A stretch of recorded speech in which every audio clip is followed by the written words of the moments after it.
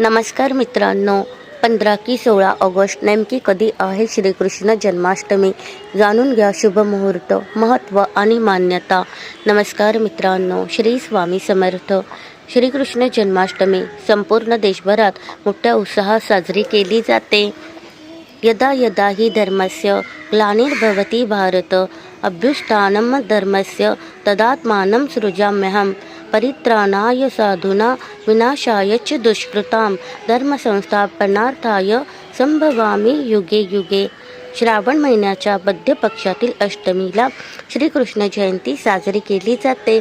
श्रावण नारळी पौर्णिमा झाली की सर्वांना श्रीकृष्ण जन्माष्टमीचे वेध लागतात. संपूर्ण देशात जन्माष्टमी मोठ्या प्रमाणात साजरी केली जाते. श्रावण वद्य अष्टमी या तिथीला मध्यरात्री रोहिणी नक्षत्रावर मथुरेत कंसाच्या बंदीशाळेत श्रीकृष्णांचा जन्म झाला.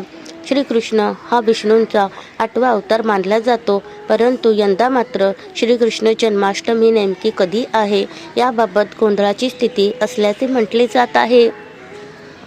बाललीला, नीती, मुसद्देगिरी, राजकारण, भगवद्गीता, मित्रत्व, प्रेम, त्याग अशा अनेक गोष्टींसाठी श्रीकृष्णांचे नेहमी स्मरण केले जाते.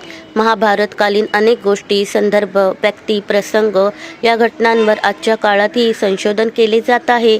श्रीकृष्णांचे आचार, विचार, तत्त्वज्ञान हा नेहमी संशोधनाचा विषय राहिलेला आहे.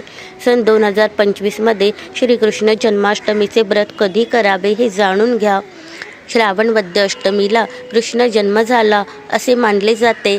14 ऑगस्ट 2025 रोजी मध्यरात्री 2:07 श्रावण षष्ठी समाप्त होत आहे. 15 ऑगस्ट 2025 रोजी रात्री 11:49 श्रावण वद्य सप्तमी समाप्त होत असून श्रावण वद्य अष्टमी सुरू होत आहे. तर 16 ऑगस्ट 2025 रोजी रात्री 9:34 श्रावण अष्टमी समाप्त होत आहे. श्रीकृष्णाचा जन्म मध्यरात्री झाल्याचे मानले जाते. त्यामुळे हा योग 15 ऑगस्ट 2025 रात्री जुळून येत आहे. 16 ऑगस्ट 2025 रोजी गोपाळकाला साजरा केला जाणार आहे. मुंबईत दहीहंडीची धूम असणार आहे. दरम्यान श्रीकृष्ण जन्माष्टमीचा उत्सव भारतात सर्वत्र साजरा केला जातो. गोकुळ, मथुरा, वृंदावन, द्वारका, जगन्नाथपुरी या ठिकाणी गोकुळाष्टमी विशेष साजरी केली जाते. ओरिसामध्ये दहीहंडी जत्रा किंवा दहीभंगा जत्रा साजरी केली जाते.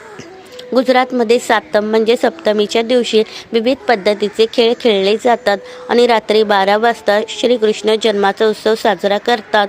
महाराष्ट्रात विशेषतः मुंबई आणि उपनगरात एका विशिष्ट उंचीवर दुधाने भरलेली दहीहंडी बांधली जाते.